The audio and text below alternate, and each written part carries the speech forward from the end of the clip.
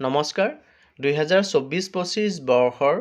বিদ্যালয়ত নামভৰ্তিৰ কাৰণে ইতিমধ্যে স্কুল শিক্ষা বিভাগৰ ফালৰ পৰা নিৰ্দেশনা প্ৰকাশ পাইছে য'ত স্পষ্টকৈ উল্লেখ কৰিছে যে শিক্ষাৰ অধিকাৰ আইন 2009 আৰু NEP 2020ৰ মতে এইবাৰ বিদ্যালয়সমূহত নামভৰ্তি কৰিব লাগিব। নিৰ্দেশনাটিত কি আছে আমি চাওঁ আহক।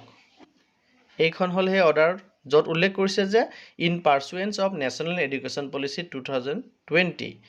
and right to children to free and compulsory education অর্থাৎ RTE Act 2009 the government in the Department of School Education hereby issues instructions ইয়াৰ দ্বাৰা ইনষ্ট্ৰাকশন দিয়া হয় নিৰ্দেশনা দিয়া হৈছে যে to all educational institutions in the state of Assam সকলোবোৰ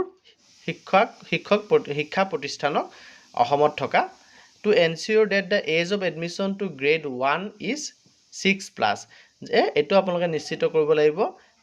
প্ৰথম শ্ৰেণীত এডমিশনৰ বয়স হৈছে 6 বছৰ বা তাতকৈ অধিক 6তকৈ অধিক বছৰ বয়স হ'লেহে প্ৰথম শ্ৰেণীত এডমিশন দিব পাৰি। আগতে আমি 5.5 বছৰ 5 বছৰ 7 মাহ 8 মাহ হ'লে ক্লাছ 1ত এডমিশন দি দিছিলোঁ কিন্তু এতিয়া স্পষ্টকৈ উল্লেখ কৰিছে যে আমাৰ প্ৰথম শ্ৰেণীত এডমিশনৰ ক্ষেত্ৰত বয়স 6 বছৰতকৈ অধিক হ'বই লাগিব অৰ্থাৎ 6 বছৰতকৈ যদি কম হয় তেতিয়াহ'লে তেওঁলোকক আমি ক শ্ৰেণীত এডমিশন দিম আমি প্ৰথম শ্ৰেণীত এডমিশন দিব নোৱাৰো। During the new admission for the academic session 2024-25 the compliance of alignment of age is to be strictly followed আমাৰ যি এজ এলাইনমেন্ট দিয়া আছে অৰ্থাৎ এজ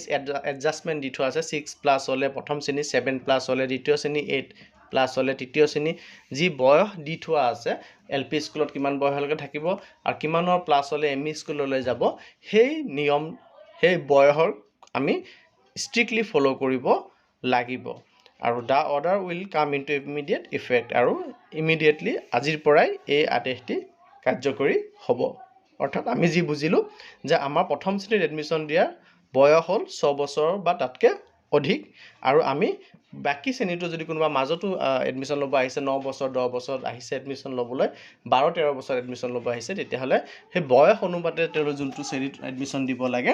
সেই শ্ৰেণীতহে আমি এডমিশন দিব লাগিব। ধন্যবাদ।